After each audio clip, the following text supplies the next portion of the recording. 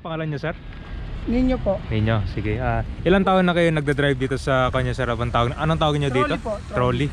Ilang taon na kayo dito sa 7 years trolley? na po ako dito. 7 years, sir.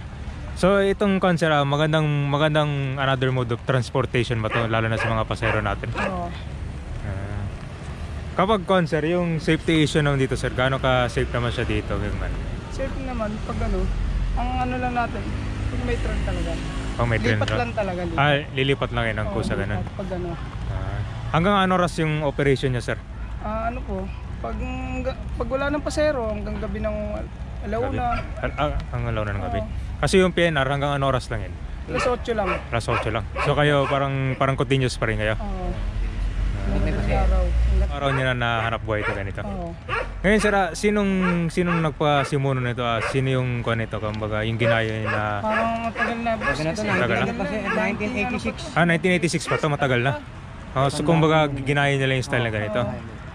Pero wala talagang ito yung may makina nilalagay. Walang talagang tulak lang talaga. Bearing lang, boss. Bearing lang siya, tapos pang tulak. Okay. Tapos kung malakas yung ulan na nag-ooperate din kayo? Opo. So yung call station nyo galing Sta Mesa hanggang Pandacan lang? Hanggang doon lang yun.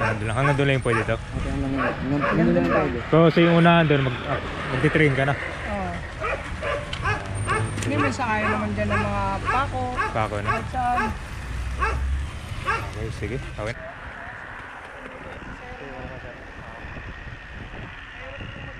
So, kasi kapag punuan kayo dito, sir, kumukuha pa rin kayo pag punuan to?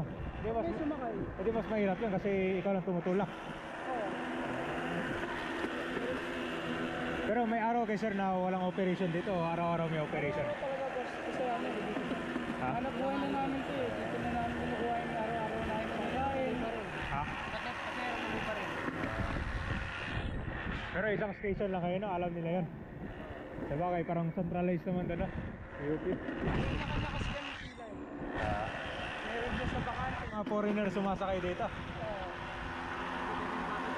Saan lang pag ano? Round trip sila. Round trip?